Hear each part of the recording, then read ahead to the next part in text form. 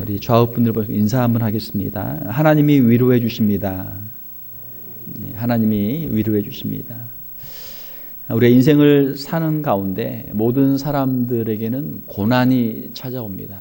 아담의 범죄 이후에 이 세상 가운데는 끊임없이 죄악들이 행해지고 있고 또 그 죄악들의 결과로 인생들이 고난을 당하고 있는 것이죠. 모든 사람들에게는 마음속에 크고 작은 상처들이 다 있습니다. 고난이 없는 사람은 없어요. 그런데 감사한 것은 우리가 이 고난을 이길 수 있는 힘을 하나님이 주시는 것이죠. 오늘 우리가 이 자리에 나와 있는 것도 하나님의 은혜인 줄 믿습니다. 우리에게 믿음을 주시고 그 믿음을 지키게 하시고 그 믿음을 간직하게 하시고 우리의 믿음을 넘어뜨리는 그 모든 것을 이기고 견디고 또 이 자리에 나와 예배하는 자로 하나님이 세워주신 줄 믿습니다. 사도 바울은 30대 초반까지는 승승장구하는 정말 전도가 유망한 청년이었습니다. 좋은 가문에서 태어나서 좋은 학벌, 좋은 공부를 했고 또 좋은 배경들을 가지고 있었어요. 그런데 그가 예수님을 만나고 주님을 위해 살려고 하니까 그에게 엄청난 핍박들이 찾아왔습니다. 유대인들이 그를 계속 따라다니면서 그가 하는 모든 일에 방해를 놓는 거예요. 8절에서 9절 말씀 보게 되면 형제들아 우리가 아시아에서 당한 환난을 너희가 모르기를 원하지 아니하노니 사도 바울이 아시아에서 복음을 전하는데 아시아는 지금의 이제 그 터키죠. 소아시아에서 복음을 전하는데 유대인들이 쫓아와서 괴롭히는 거예요. 때로는 돌을 던져서 사도 바울이 돌을 맞아서 죽을 뻔한 적도 있었죠. 힘에 겹도록 심한 고난을 당하여 살 소망까지 끊어지고 우리는 우리 자신이 사형 선고를 받은 줄 알았나니 이제는 내가 죽는구나. 이제는 내가 죽는구나. 사도 바울의 마음속에 그런 생각이 들 정도로 힘들고 어려운 순간들이 있었습니다. 그러나 하나님께서는 사도 바울을 하나님이 버리지 아니하시고 늘 함께 하시고 고난 중에서도 그를 위로해 주셨습니다. 그래서 오늘 우리가 읽은 본문 말씀 보게 되면 3절에 사도 바울은 하나님을 자비의 아버지이시요 모든 위로의 하나님으로 말씀을 하고 있습니다. 우리가 하나님에 대해서 하나님은 과연 어떤 분이실까? 하나님에 대한 이미지를 우리가 생각할 때 하나님은 자비로운 아버지이십니다. 하나님은 우리를 위로하시는 아버지이십니다. 라고 우리가 신앙 고백할 수 있기를 주님의 이름으로 축원합니다. 때로 우리 인생 가운데 고난이 찾아올 때 우리는 왜 나에게 이런 고난이 찾아왔을까? 차라리 이런 고난이 없었으면 좋았을 텐데 왜 이렇게 힘들고 어려운 고난이 찾아왔을까? 우리가 생각할 때가 있습니다. 그러나 사랑하는 성도 여러분, 우리가 이 고난을 당하는 것 이것이 오히려 우리에게 기회가 되어서 하나님 자비의 하나님이시고 우리를 환난 가운데서 위로하시는 하나님을 만날 수 있는 그러한 기회들이 되는 줄 믿습니다. 우리가 몸을 다치면 아프죠. 그런데 그 막 다치는 그 순간은 통증을 잘 못 느낄 때가 있어요. 왜냐하면 우리가 다치게 되면은 우리 몸에서 엔돌핀이라고 하는 호르몬이 나와서 그 통증을 잊게 하는, 고통을 잊게 하는 그런 역할을 한다고 합니다. 하나님께서는 우리가 인생의 고난 가운데 있을 때 우리를 그냥 버려두지 아니하시고 그 고난을 이길 수 있는 힘을 우리에게 하나님이 주시는 것이죠. 우리가 그냥 고난만 생각하면 우리는 그 길을 갈 수가 없어요. 그러나 그 고난 가운데 우리를 위로하시고 우리를 붙잡아 주시는 하나님을 바라볼 때 우리 인생 앞길에 어떤 어려움이 닥쳐와도 그 길을 우리가 걸어갈 수 있게 되는 줄로 믿습니다. 고난 가운데는 하나님의 위로가 반드시 있다라고 하는 것입니다. 5절 말씀 보게 되면은 그리스도의 고난이 우리에게 넘친 것 같이 예수 그리스도께서 당하신 그 고난이 우리에게 임해서 우리도 각자의 십자가를 지고 주님을 따라가는데 그 길이 얼마나 힘들고 어려워요. 그런데 우리가 받는 위로도 그리스도로 말미암아 넘치는도다. 하나님께서 우리에게 그리스도의 고난만 우리에게 주시는 것이 아니고 우리가 주님을 따라갈 때 그리스도를 통해서 우리에게 위로도 넘치도록 주신다라고 하는 것입니다. 우리가 고생했을 때 힘들고 어려운 그 순간은 정말 어렵죠. 그러나 그 시간을 이렇게 쭉 지나고 나면 우리의 머릿속에 가장 기억에 남는 순간들은 언제입니까? 우리가 제일 고생했을 때, 제일 힘들고 어려웠을 때. 남자들은 계속 군대 이야기, 옛날에 군대 이야기하고, 여자들은 옛날에 애 낳았던 이야기, 시집살이 하던 이야기. 그게 힘들고 어렵지만 그게 머릿속에 각인이 되어가지고 그게 평생의 이야기로 이렇게 남아있는 것이죠. 그때는 힘들고 어려웠지만 그것을 또 이길 수 있는 힘을 하나님이 주셨고, 우리가 이렇게 뒤돌아보면은 또 하나의 추억들이 되어 있는 것이죠. 사도 바울은 주님을 섬길 때 누구보다도 억울한 고난을 많이 당했습니다. 사도 바울이 어디 가서 무슨 죄를 지은 거 아니에요. 그가 죽을 만큼 또 매를 맞을 만큼 그가 무슨 나쁜 짓을 한 게 아니란 말이에요. 자, 그런데 그런 고난들을 당했죠. 억울한 고난을 당할 때, 주님을 섬길 때 그가 수많은 환난과 핍박을 당했지만 주님이 거기에 함께해 주시고 사도 바울을 위로해 주셨습니다. 우리가 당하는 고난들을 생각해 보면, 야, 나에게 왜 이렇게 힘들고 어려운 고난이 찾아왔을까? 과연 나는 이 고난을 이길 수 있을까? 우리가 생각할 때가 있습니다. 히브리서 4장 15절에 보게 되면 우리에게 있는 대제사장은 예수님이죠. 제사장은 우리의 연약함을 동정하지 못할 이가 아니요. 우리의 연약함을 다 알고 계신단 말이에요. 내가 지금 억울하게 고난을 당하고 있어요. 억울하게 핍박을 당하고 있어요. 내가 예수님 믿는 것 때문에, 내가 교회에 봉사하는 것 때문에, 주님을 섬기는 것 때문에 사람들에게 오해를 받고 억울하게 핍박을 받고 있어요. 자, 이러한 우리의 억울함을 주님이 아실까요? 모르실까요? 다 아시죠. 다 아신단 말이에요. 우리는 억울하다고 하지만 사실 우리에게도 어느 정도 잘못이 있죠. 부족한 면들이 있죠. 우리가 조금 더 지혜롭게 했으면, 조금 더 잘했으면 좋았을 것을 우리가 생각이 짧아서, 또 우리의 경솔함으로, 또 우리의 부족함으로 우리가 다른 사람들로부터 욕을 먹을 때도 있잖아요. 많이 있잖아요. 그러나 우리 주님은 아무런 죄가 없으신데 주님은 십자가에서 고난을 당하셨습니다. 억울한 고난을 당하셨습니다. 우리가 억울하게 고난을 당할 때 주님은 우리의 연약함을 동정하지 못하실 이가 아니요 모든 일에 우리와 똑같이 시험을 받으신 이로되 죄는 없으시니라. 우리 주님은 죄가 없으시지만 그 십자가의 모든 고난을 당하셨어요. 사랑하는 성도 여러분, 우리가 혹시라도 우리의 가정에서 또 교회에서 직장에서 사회에서 우리가 억울하게 고난을 당할 때 주님의 그 십자가를 기억할 수 있는 저와 여러분들이 될 수 있기를 주님의 이름으로 축원합니다. 그러면 우리가 그 고난을 우리가 이길 수 있어요. 아무 죄가 없으신 예수님도 고난을 받으셨습니다. 우리가 받는 이 정도 고난은 예수님의 십자가의 고난에 비하면 아무것도 아니에요. 우리는 피조물이고 우리는 죄인들이고 우리가 받아야 할 고난을 받는 것이지만 우리 주님은 창조주이시고 아무런 죄가 없으신데 주님은 그 모든 고난을 대신 받으셨던 것이죠. 주님의 그 십자가의 고난으로 말미암아 주님의 사랑과 은혜로 우리가 죄 사함을 받고 하나님의 자녀가 된 줄로 믿습니다. 하나님은 우리를 환난 중에서 위로하시고 또한 고난 중에 우리를 도우시는 하나님이십니다.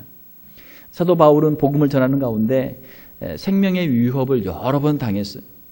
그런데 그 고난 가운데서 하나님께서는 바울을 여러 번 건져 주셨습니다. 사도 바울은 환난 중에 하나님의 도우심을 그가 친히 경험했어요.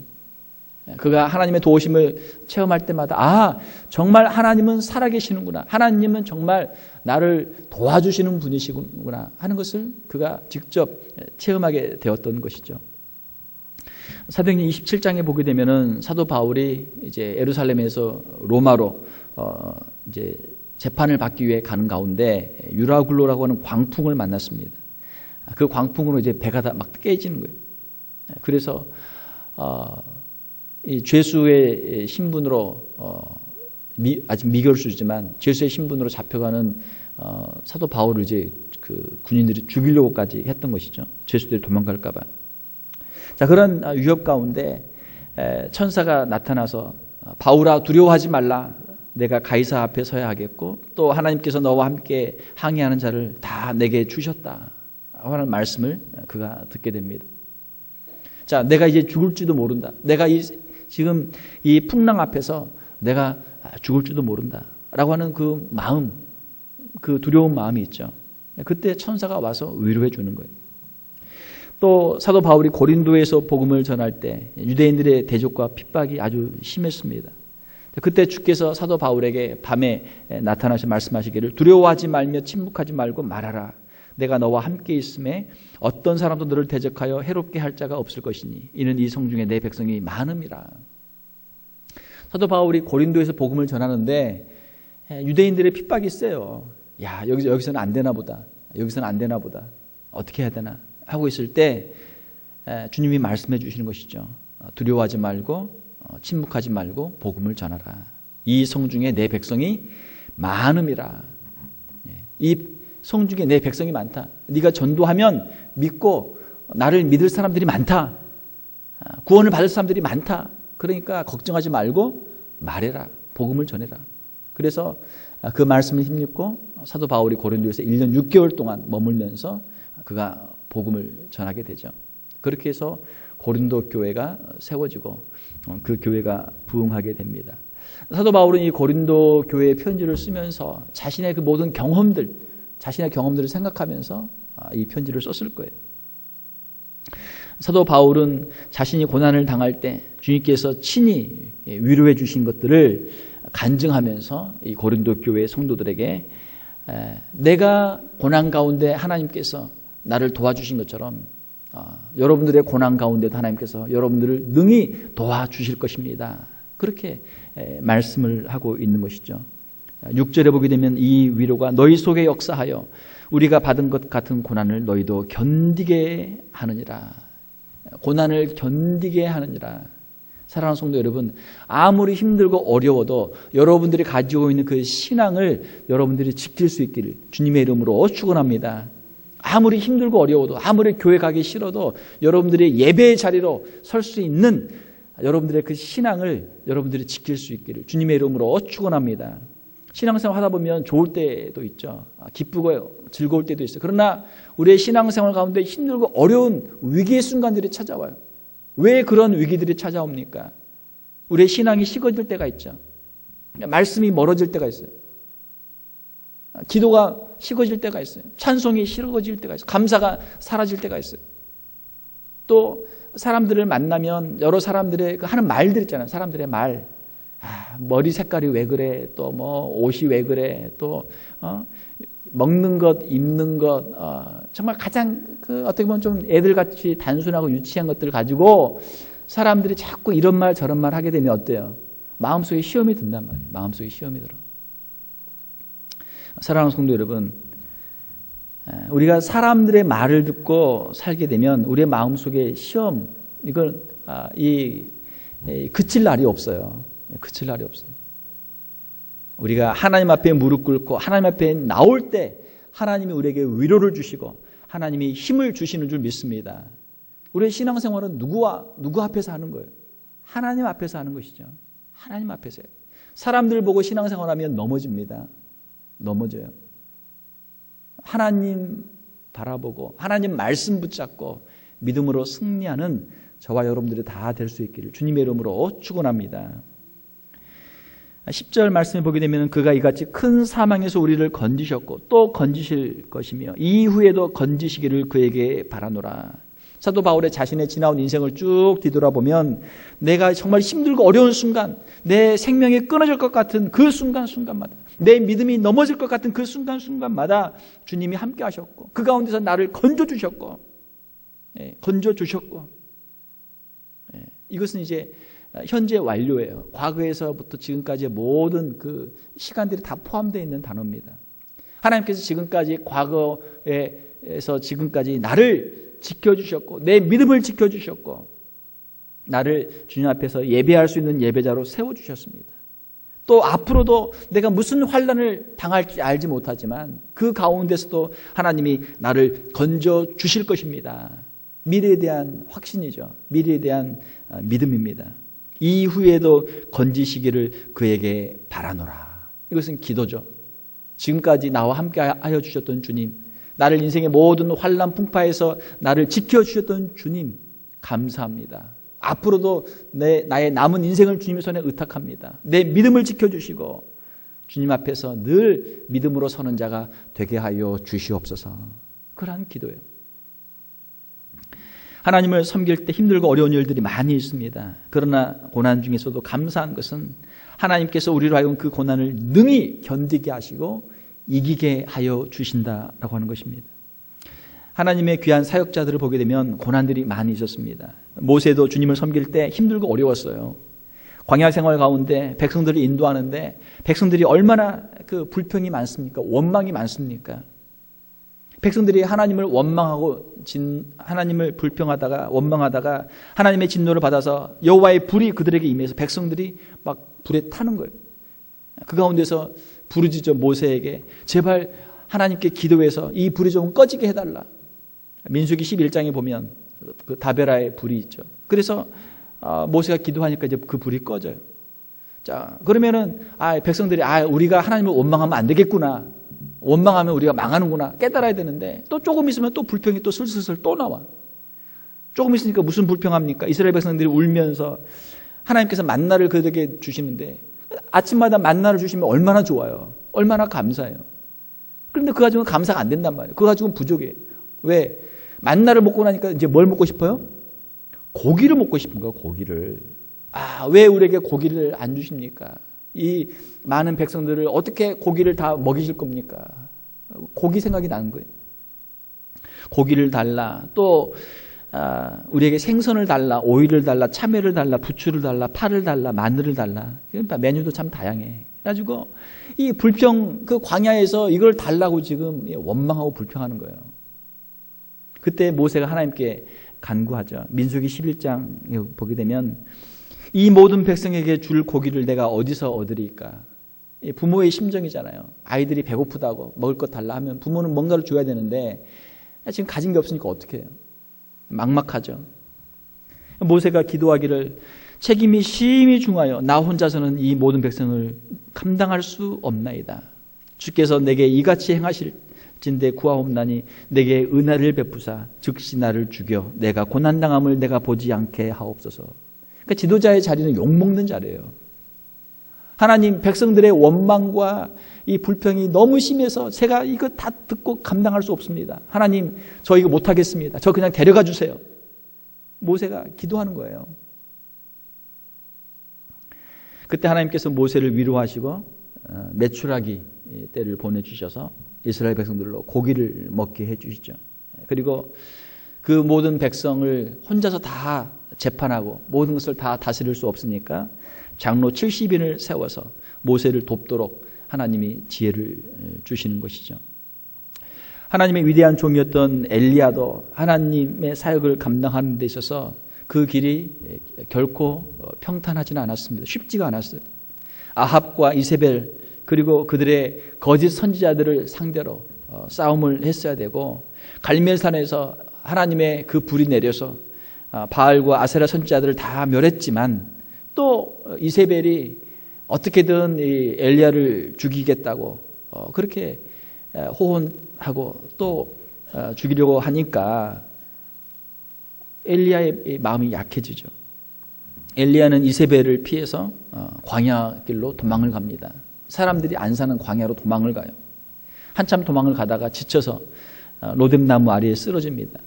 그리고 거기서 하나님께 기도하기를 자기가 죽기를 원하여 이제 여호와여 넉넉하오니 지금 내 생명을 거두시옵소서.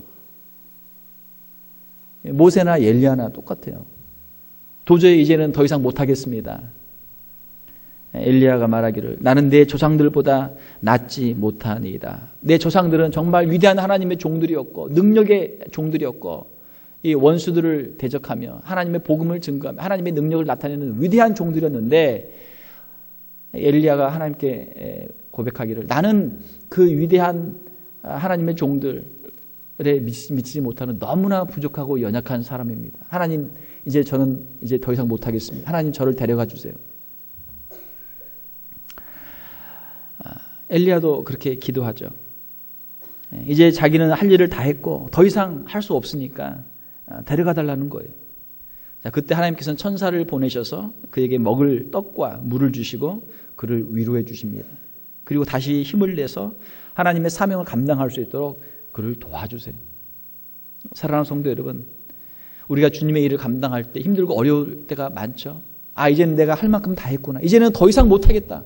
이제는 더 이상 못하겠다. 여기서는 내가 이제 그만해야 되겠다. 모세도 그렇고 엘리야도 그렇고 사도 바울도 아마 그런 적이 있었을 거예요.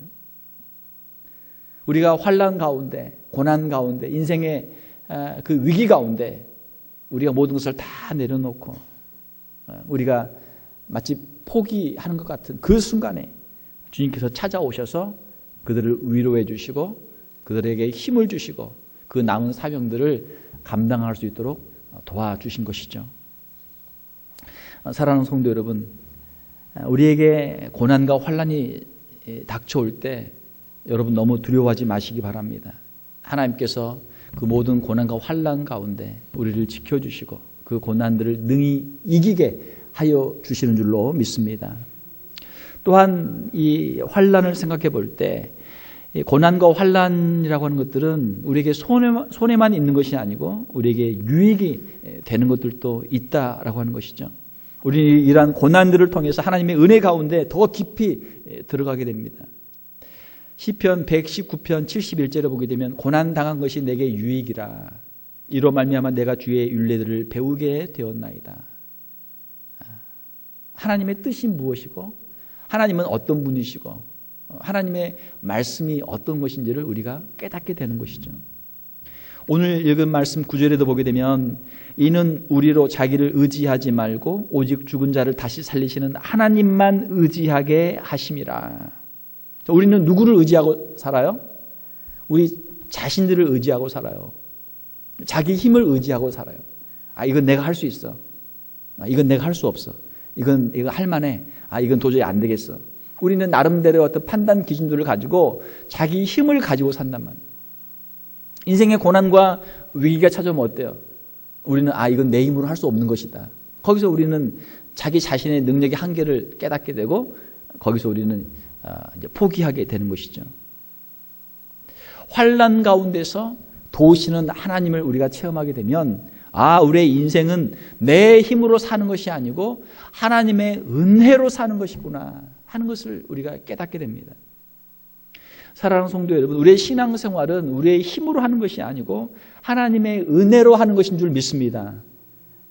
이러한 믿음이 우리에게 필요하죠. 자기 자신을 내려놓고 자기의 힘을 내려놓고 하나님께 기도하고 하나님의 말씀을 붙잡고 성령의 권능을 의지하고 하나님을 전적으로 의지하며 살아갈 때 그것이 진정한 신앙인의 삶이 되는 것이죠. 하나님만을 전적으로 의지하는 신앙의 시작이 됩니다.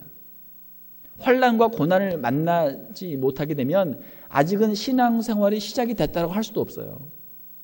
그냥 자기 힘으로 사는 거예요. 하나님을 믿고 하나님을 의지해서 사는 것이 아니고 그냥 자기 힘으로 사는 거예요. 자기 힘으로 할 수 있는 만큼만 하고 안 되면 거기서 스탑하는 거예요.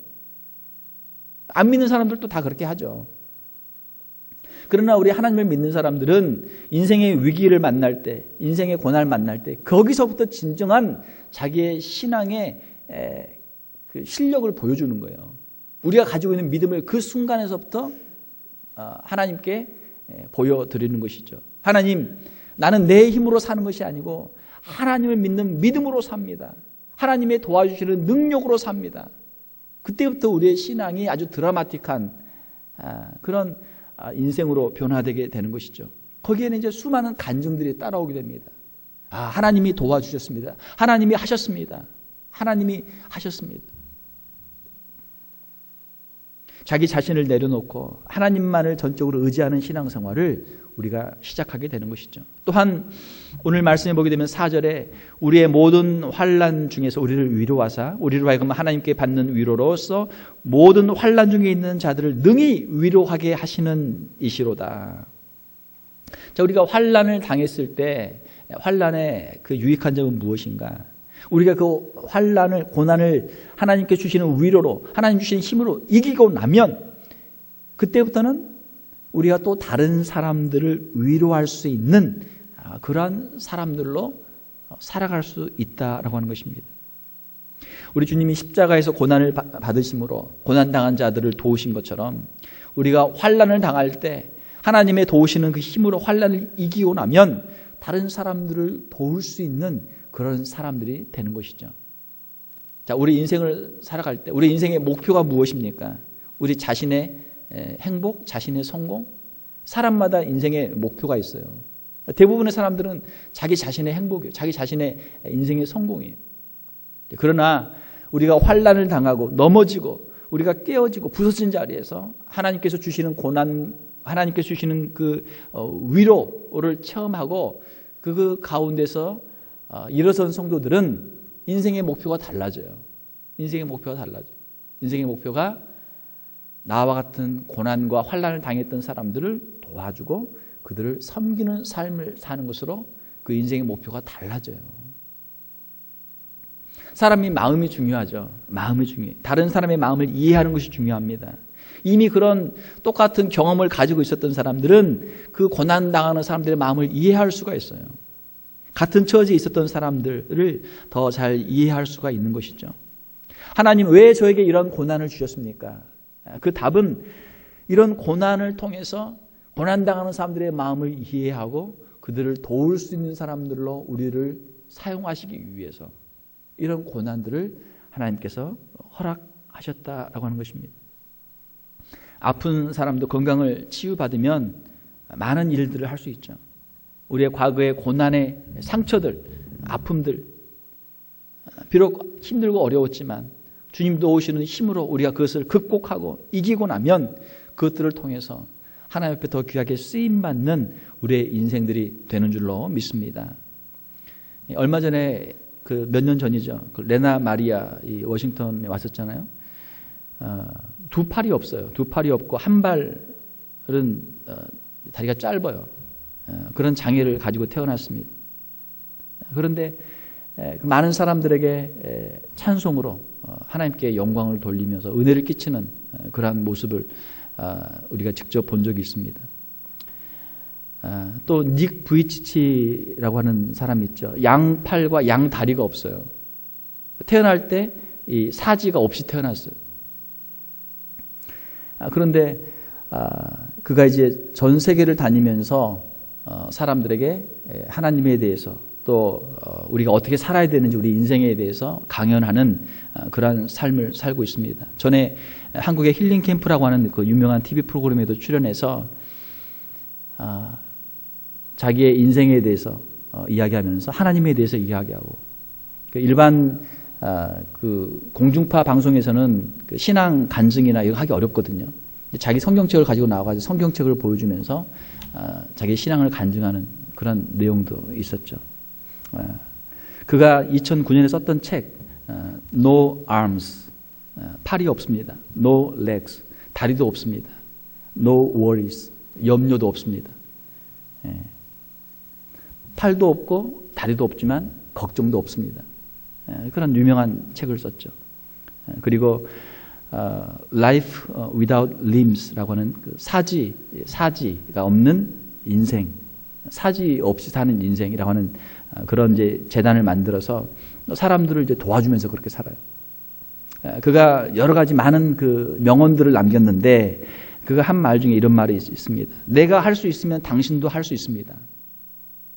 사지가 없는 사람도 그렇게 많은 일들을 하고 있는데 사지가 멀쩡한 당신이 왜 그렇게 걱정하고 염려하느냐.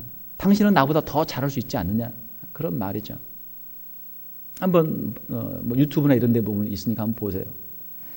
자신의 연약함을 내어놓고 하나님의 은혜를 증거하면서 많은 장애우들을 위로하면서 귀하게 쓰임받는 그런 삶을 살고 있습니다.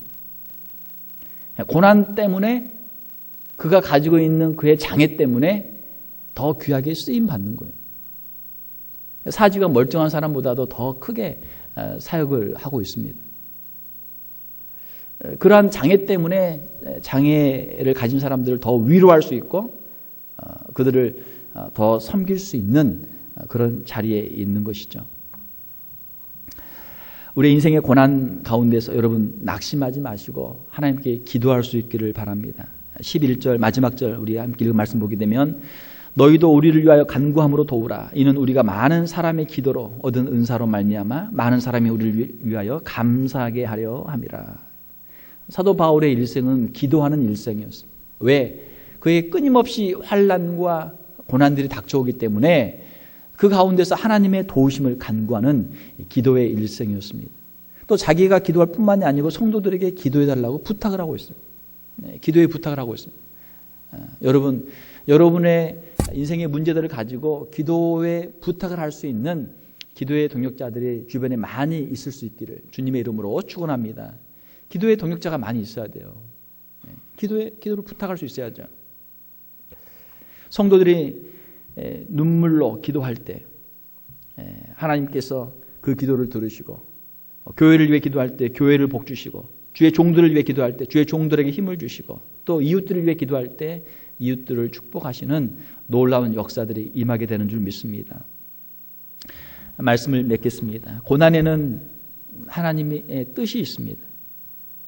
하나님이 누구신가를 우리가 깨닫게 해 주시는 것이죠. 하나님은 고난 중에 우리와 함께 하시며 우리를 위로하시는 모든 위로의 아버지이십니다. 또 우리는 고난을 통해서 우리가 누구인가를 깨닫게 돼요. 아, 우리는 연약한 인생이구나. 우리는 연약한 인생이구나. 언젠가는 이 세상을 떠날 수밖에 없는 그러한 존재구나. 우리 힘으로 할 수 없는 존재구나 하는 것들을 깨닫게 돼요. 우리 자신의 연약함을 깨달을 때 우리는 하나님을 찾게 되고 우리는 영생을 소망하게 되는 것이죠. 사랑하는 성도 여러분, 우리 모두는 누구든지 하나님의 도우심이 없이는 살아갈 수 없는 존재들입니다. 우리 인생의 연약함 가운데서 하나님께 엎드려 기도하고 하나님이 주신 그 힘을 의지해서 하나님이 주신 그 위로를 통해서 일어서고 견디고 승리하고, 또 우리 주위에 있는 힘들고 어려운 이웃들을 바라보며 위로하는 자로서 살아갈 수 있는 저와 여러분들이 다 될 수 있기를 주님의 이름으로 축원합니다.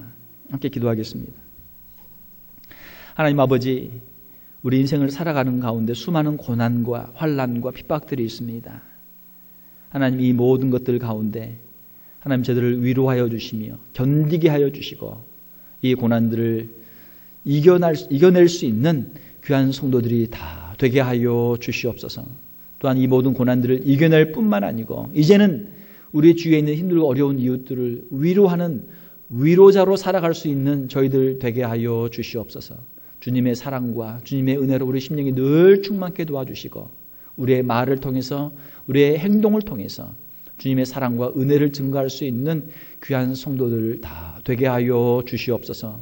사랑하는 귀한 성도들을 통해서 저희들의 자녀들의 위로받게 도와주시며 저희들의 가정이 더욱 화목하게 도와주시고 주님의 몸된 교회가 더욱 성령 충만, 은혜 충만, 사랑 충만한 귀한 교회가 되게 하여 주시옵소서.